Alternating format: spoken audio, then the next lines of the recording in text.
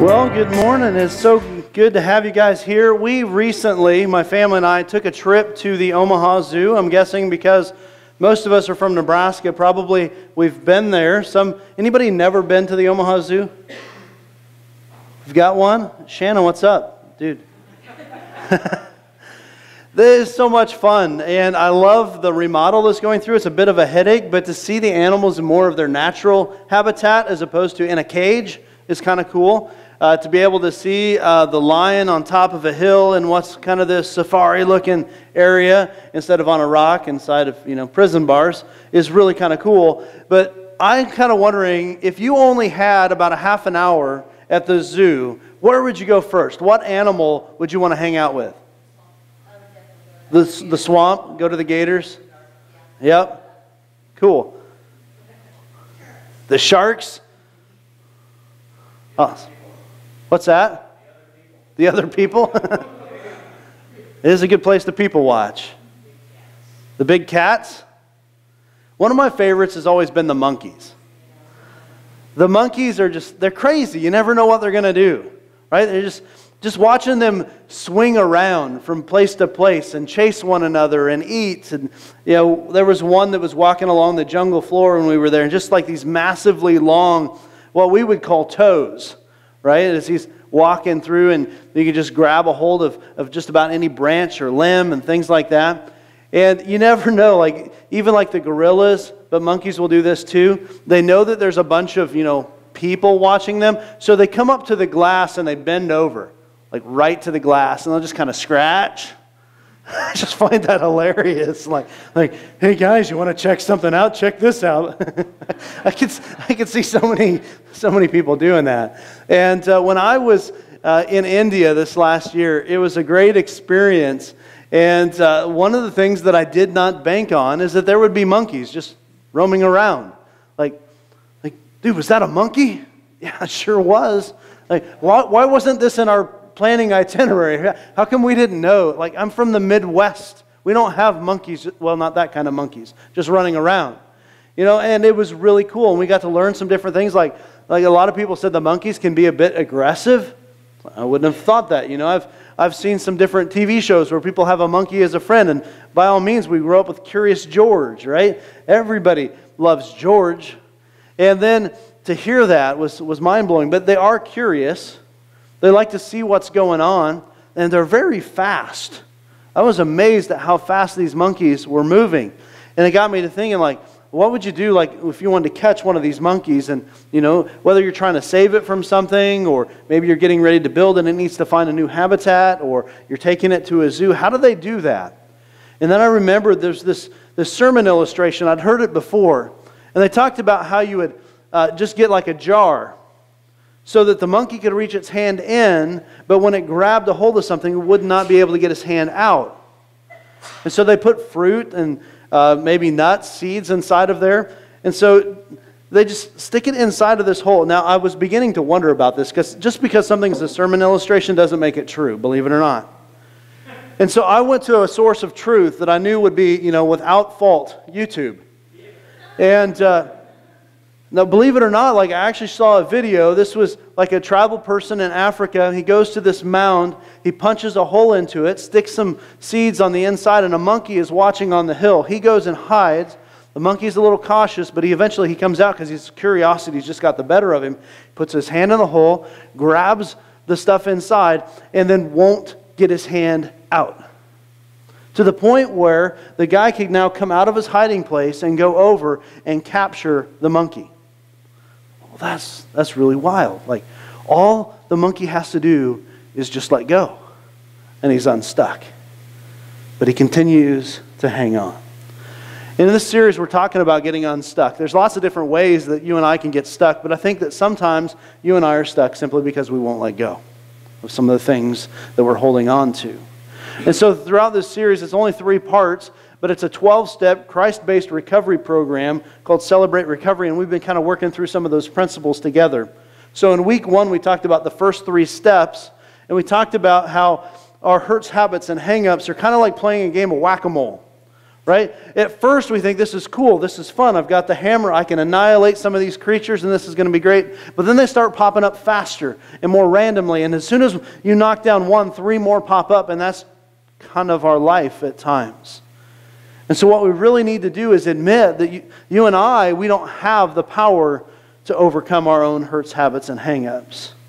And that we need to believe that God does have the power to do so, and that we actually commit to doing things God's way. Because it's one thing to believe that God can do it, it's another thing to actually trust God to do it.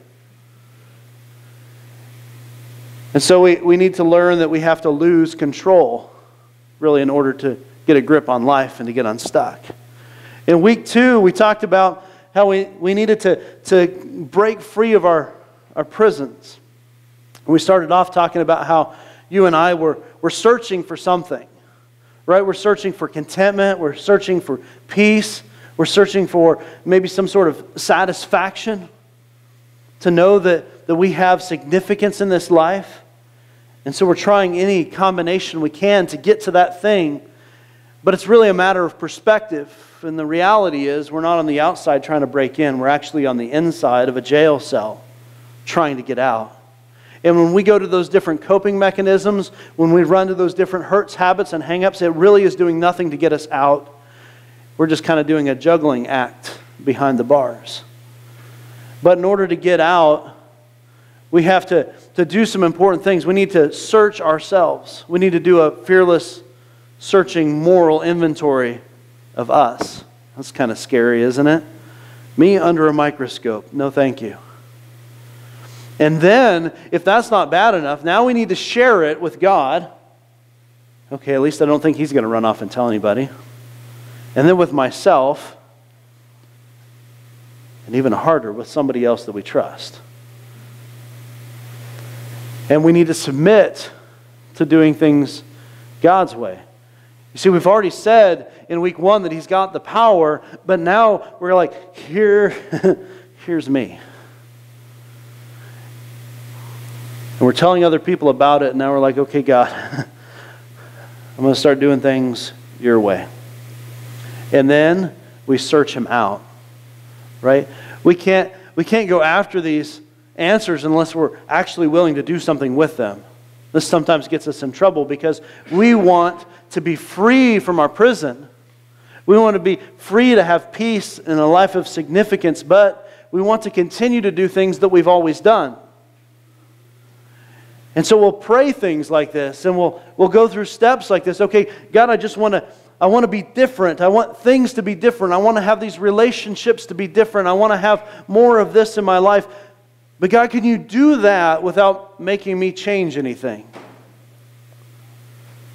And while we're busy juggling the stuff, trying to find the right combination of things to meet our needs, we have to realize that Jesus is the only one that holds the key to our prison cell.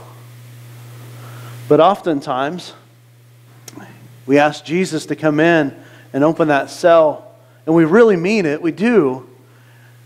And the lock drops and the doors open, and there we sit. Because it's too hard to take those steps out into the unknown when this is what we know. It's too hard to go grab those things from the dark corners of our cell and bring them to God, to ourselves, and to someone else. And so instead of leaving those things behind, bringing them to the light and stepping out into greater freedom, we sit back and we stew in our own stuff. So this week we're talking about steps 8 and 9. And I think each week this gets maybe a little bit harder. Now this one, maybe you could say it's equally as hard as last week, because admitting your stuff to someone else is not easy. But this, in all sincerity, like if you're listening today and you're ready to start something, this will be the start of a very long journey. This is probably not something that you can just pray to God, snap a finger, and everything's okay. Because we come in hurt. We come in broken. We come in just messed up. And it took us a while to get messed up. And we've been holding on to those things for a while. And now we've got to learn to let go. It's not always an apple that's stuck inside of the jar. There was a time when I was a kid, an older cousin of mine wanted to borrow some money, and I happened to have some cash. So I was willing to loan them some money. And probably most of us would kind of be in that situation. Like, yeah, sure, I'll loan you the money. But I was kind of an impatient kid, and sometimes I'm an impatient adult. But this money was given, and they said they were going to pay me back, and so I held them to that. Right? And so in my mind, in my will, I held them to that. Really in an annoying type of fashion. Like every time I would see them, like, hey, you got that money yet? Hey, you ready to pay me back yet? You got any cash today? Could really use that money if you got it. Right? And so inside of my jar was the cash. Now, it wasn't a great amount of cash. And this probably isn't anywhere close to the amount of stuff that you and I've got. But in that moment, as that child, inside of my jar was the money. And you see, when I was holding on to that money, it was holding on to me. And I could not get out. To the point where it actually affected me. Right? I wasn't the kind of person that I wanted to be. Because instead of talking to that person like normal, like, hey, we have a great friendship, like, hey, it's good to see you, my first thought was, what if they got the money? Right? And it affected my relationship with that other person. Because guess what? When they came around to events, they started doing this. Right? They had developed a harder heart. I wonder how many of us are holding on to something. Right? Somebody owes us and we're wanting to collect and we just hang on to it. You know, they need to pay us. It's as though we're the broker and they've been extended a loan and they need to pay it back. But oftentimes it's much, much worse than that. You see, they've done something to us. Something far worse than maybe taking our money. But maybe they've taken a lot of money, and that's a big, big thing. But maybe they've hurt you, and they've hurt you in a very serious way. And in your mind, you think, if I can just hold on to this hurt, if I can just hold on to this thing, then I'm going to have control. And it's as though the cell door is wide open. And in the back corner of that cell is a hole. And inside is that thing. And the door is wide open. And our hand is stuck. And the only thing that we have to do is let go. But instead, we choose to be a dancing monkey. Anybody in that boat?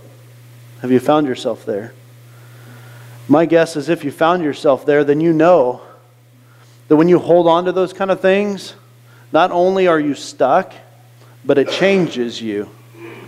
You don't think the same way. You don't act the same way. You leave damaged, you leave hurt, you leave broken. And it affects every relationship around you, specifically the one that you're being damaged and hurt by.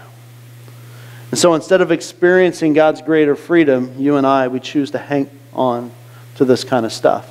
I'm going to lead you through a couple of passages in which Jesus speaks kind of directly at some of this type of stuff. And I'm going to be, again, completely honest. These aren't easy words to hear. You're going to read these words from Jesus and probably be like, yeah, no.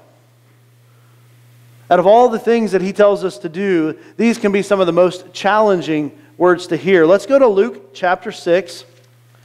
Luke chapter 6, page 862. And it says in Luke 6, verse 27, "But I say to you who hear, love your enemies." Anybody here good at that? Probably not. Because everything in our flesh wants to say, you hurt me, I'm going to hurt you. You hurt my friends, my family, I'm going to hurt you. You take something from me, I'm going to take it from you. But listen to what Jesus says.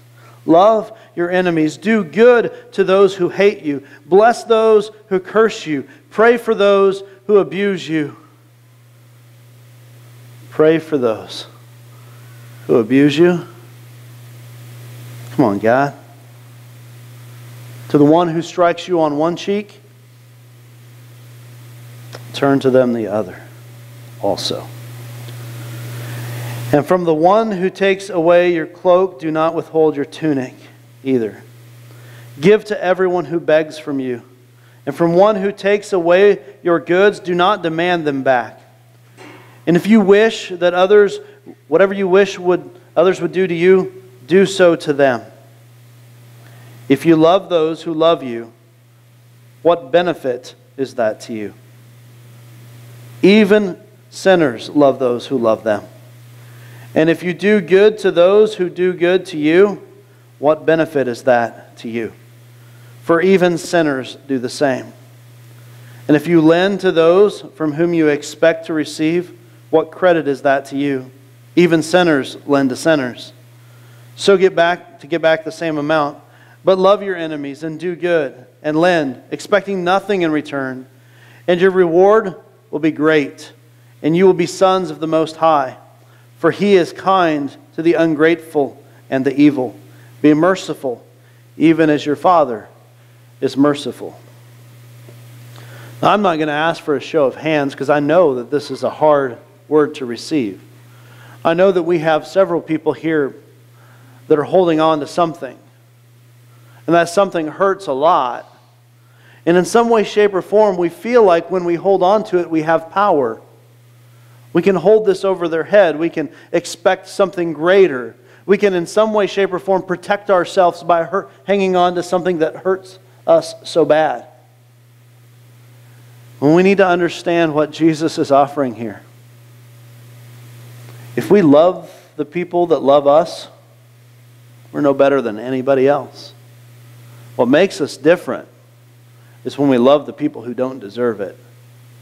And that you and I, as children of God, set free by the Son of God, we actually love people who don't deserve it the same way that Jesus loved us when we don't deserve it. That's the game changer. That's when things begin to take a transition, a shift in life. He also says in Matthew chapter 5, verse 23, on page 810, some other words that we may struggle with. And so many times we come into the church and we want to grow, we want to do what's right, we want to get on the right track, but oftentimes we're held up. There's lots of different ways that we can offer ourselves. I think easily you think about tithes and offerings in this passage, but it's so much more than that. Hear these words. So if you are offering your gift at the altar and there remember that your brother has something against you, leave your gift there before the altar and go. First be reconciled to your brother and then come and offer your gift. Come to terms quickly with your accuser while you are going with him to court, lest your accuser hand you over to the judge and the judge to the guard and you will be put in prison. Truly I say to you, you will never get out until you have paid the last penny. Let me give you a different visual. So we've got the hole inside of our cell and we're holding on to something and we're stuck. Right? We go to church because that's where you go to find out about Jesus and get set free. And so we raise our hand and we pray to God and we ask God to help us out and we seek. And as much as we want God, guess what? Our hand is still stuck. He's already opened the door. And we can see the light shining through, but we're still holding on. And what Jesus is telling us is that if we're coming to Him and we're still holding on to a grudge, to a hurt, to something back here, we're not really loving the other people that we're supposed to be loving. And we're still stuck in the past. We're stuck by the things that hurt us. And guess what? When we hang on to them, they continue to hurt us. And we think that they give us power, but they really don't. They continue to hold us back. They continue to hold us captive. They continue to hold us inside of a cell that isn't even locked. So Jesus has got some words. Why don't you go first try to reconcile this relationship? And then come back. And then we can do this thing. Right? And there may be some people here today, like you're striving after God. You really are. In all sincerity, in all hope, you want to trust God. You want to be there with God's people, but you're living in a life of unforgiveness. You're still holding on to something that someone has done to you. But let's be real about it, right? Because it's not always someone else. Sometimes it's us. Sometimes we're the one that's hurt somebody else. A lot of times we're so self-centered we don't even notice. But there are times, right, where we find it so hard to love ourselves because we know who we are. Right? We've done that searching and fearless moral inventory, but we're scared to death because of the results that we found. And we don't want anybody else to know. Not God, not someone that we trust, not ourselves. We continue to lie to ourselves. We continue to hold on to those things. But the reality is that we need to examine ourselves and all the times that we've hurt other people and go back as much as it's within our power to fix those. And so here are steps 8 and 9 that this message is built upon. Step 8 is you and I, we make a list. Right? We make a list of all of the things that we've done wrong to anybody. All the persons we've harmed, and we become willing to make amends. Okay, this is a heart thing. It's speaking to our motives that we want to change. We want to fix this. We make a list and then we make amends. Right? We make a list of the things that we've done and the people whom we've done them to. And then we're willing to go and reconcile those relationships. Now I know this.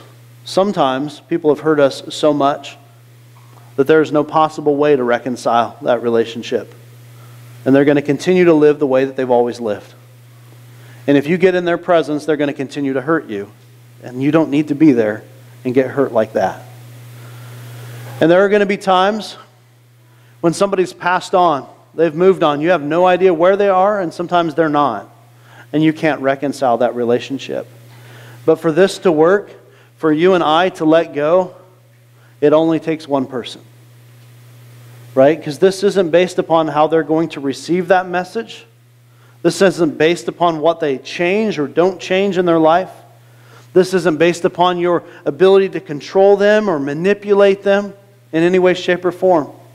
This is not letting them off the hook. You still need to be protected. You are precious.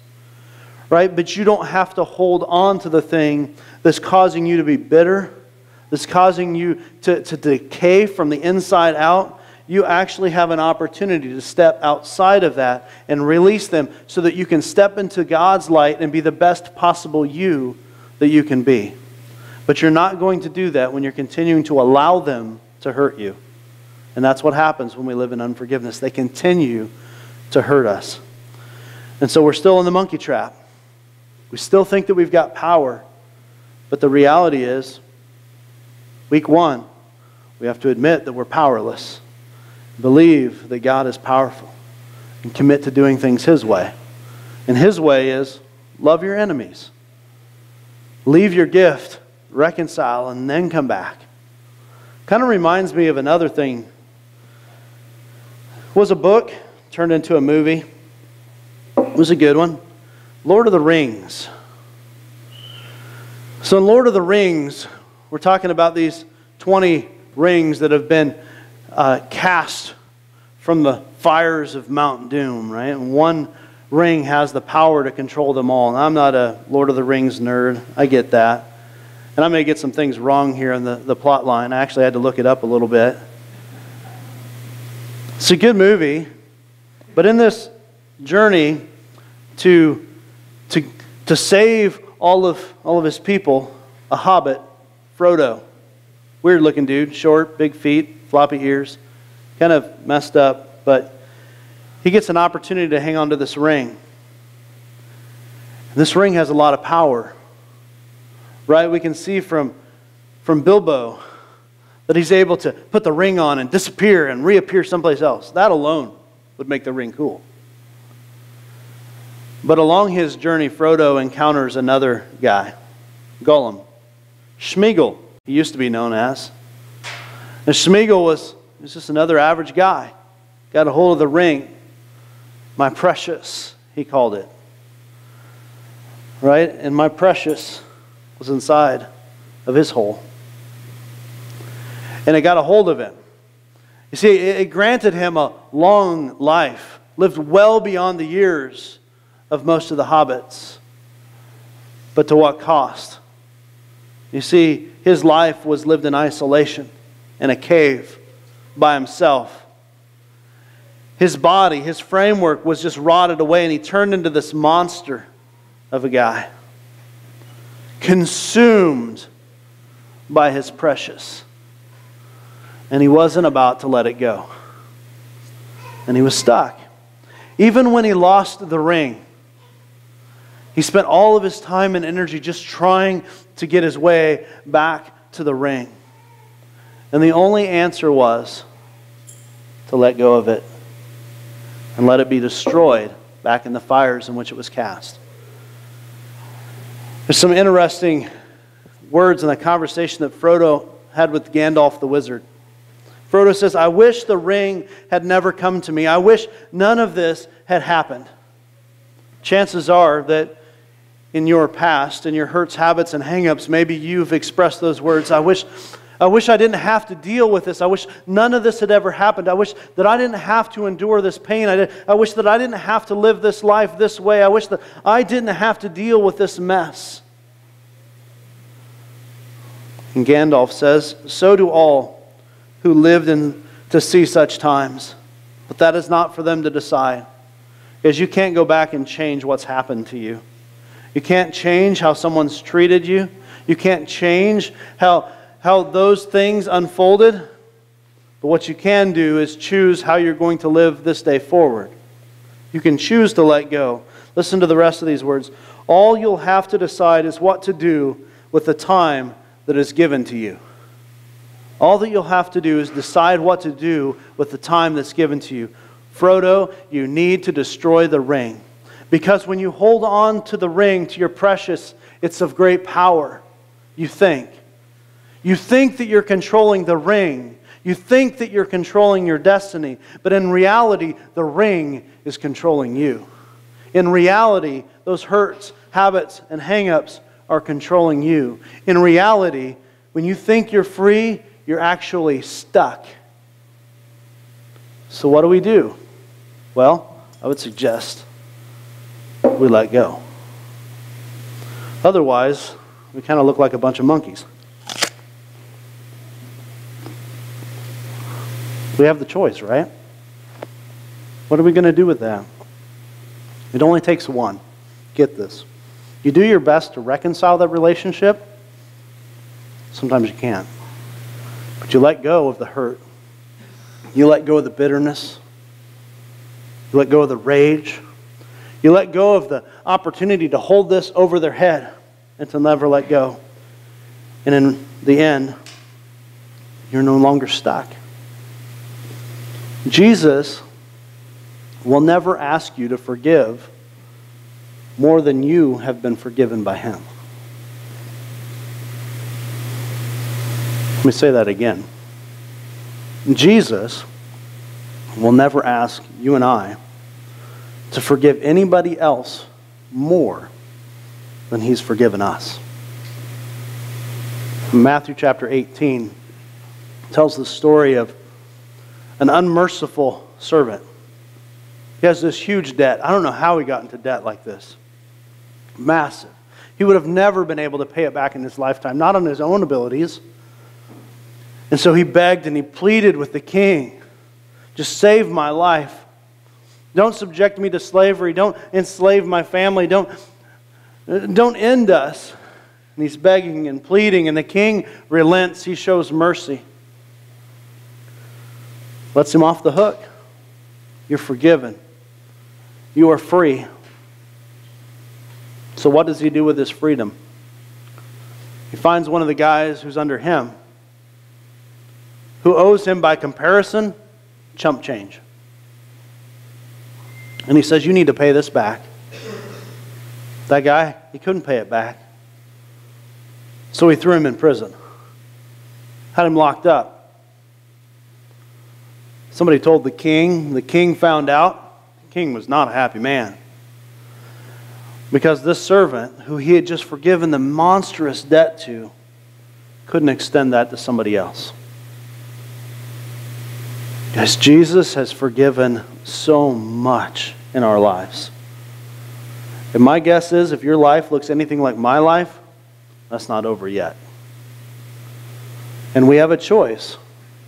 Do I forgive and be merciful like Jesus is merciful? Or do I hold on to these grudges? Do I hold on to this mirage of power and control? And in doing so, continue to hurt myself and every other relationship I'm a part of? So there's 3 more steps. And I want to hit them briefly with you, but we're not going to dive in. Number 10 is this. We need to continue. We need to continue. Because along this journey, we can be convinced that we have arrived. Right? I've aired all my laundry.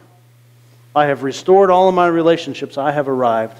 And as soon as you and I get to the point where we think we've arrived, the bottom falls out. So we continue to search ourselves. We continue to share our shortcomings. Right? But then we also need to remember to improve our lives. Improve our constant contact with God. That's step number 11. I'm going to give you a couple of passages here that I think are important, and I forgot to mention this. 1 Corinthians chapter 10, verse 12 says this. Therefore, let anyone who thinks that he stands take heed lest he fall. Make sure that you continue this journey. Improve. Colossians 3:16. Let the word of Christ dwell in you richly, teaching and admonishing one another in all wisdom, singing psalms and hymns and spiritual songs with thankfulness in your hearts to God. Continue to grow. It's one of our core values around here.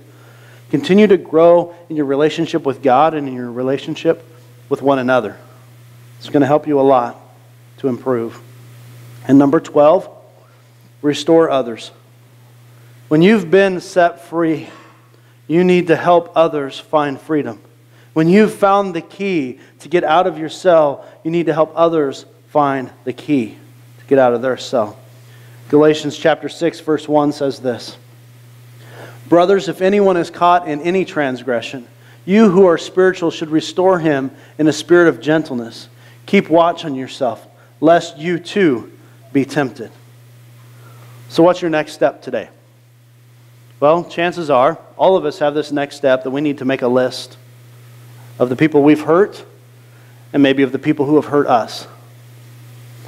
And all of us need to make amends with those people who we've hurt and who have hurt us.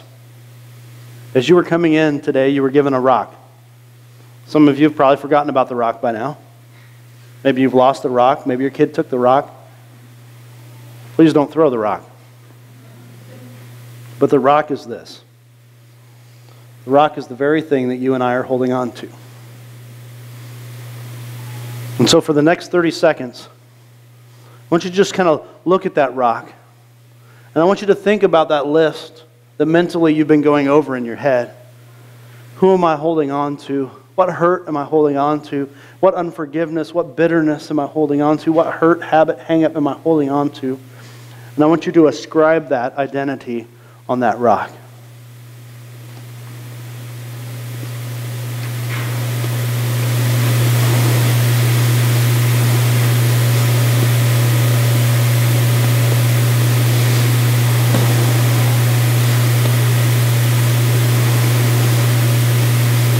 So you have a choice today. The choice is this. You can continue to hold on to your rock.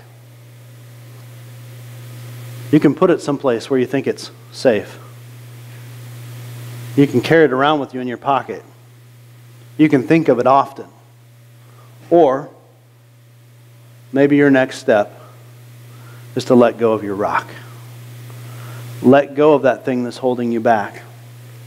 And so as we pause in just a moment for our time of communion, communion is going to be passed, but you're going to have an opportunity through the remainder of the service to step up to the stage and just drop your rock.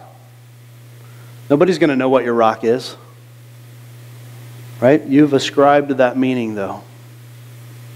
Which will you choose? Will you take your rock? Or will today be the day that you drop your rock and you begin a journey to getting unstuck through Christ?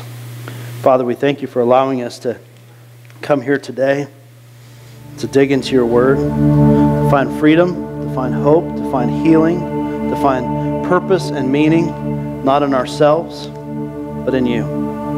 To be set free from the things that are holding us back, instead of consumed by the things that are hurting us. Help us to find true freedom in Jesus. For we know in your word it says, for when the Son sets you free, you will be free indeed. Father, help us to live in that freedom.